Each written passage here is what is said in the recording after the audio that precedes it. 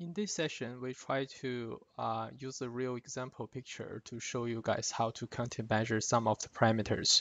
So let's say we want to measure all the white region, the big white region, and count the number and measure the intensity, etc. How should we do it? So first, you go to the step 1 to set a threshold. You can go to menu 1 as we demonstrated. The Cellsens remember the last setting you applied to the threshold. So if you choose this is the last setting I applied to this image, if you're not happy, you can drag it along to detect more or less. Show on the picture. If you're happy with the current setting, and at this stage, better give a face a name instead of just 1 or 2 to keep you on track. I'll just call it the channel 1. And then we just do content measure. Once you click content measure, it's actually results already been measured. And to visualize, to see the result, you have to go to View and to Window to drag out another window called content measure result. It'll come right immediately beneath the image. And these two window pretty much link the whatever you are doing on this content measure as you execute your settings here, and the data generated here will be automatically refreshed to match the latest setting you apply to the image. See if I'm happy with this setting with the face, but I still got a problem. There's a lot of a small red dot. That's what I don't really want. I only want the big one.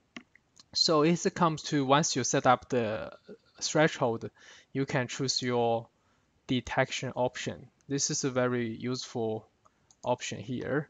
If you open it, you can see they provide you some of the settings to further modify your criteria to set the threshold.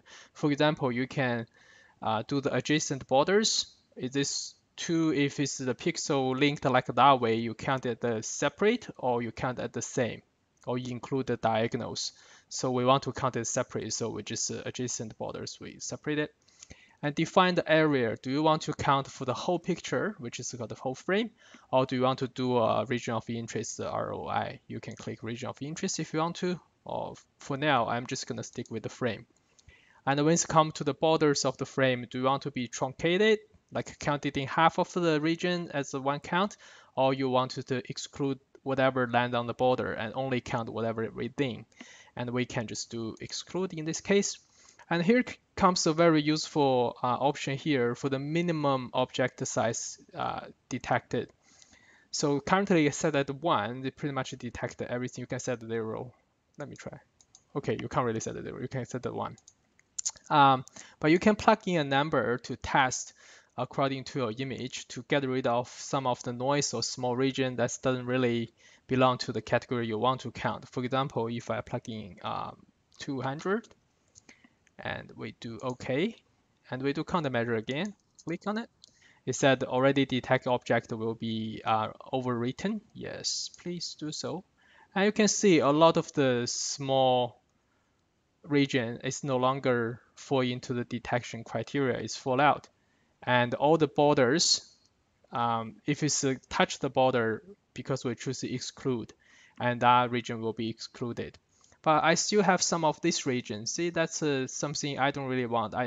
For example, I don't think this is a region of interest. I want to count the rather big one.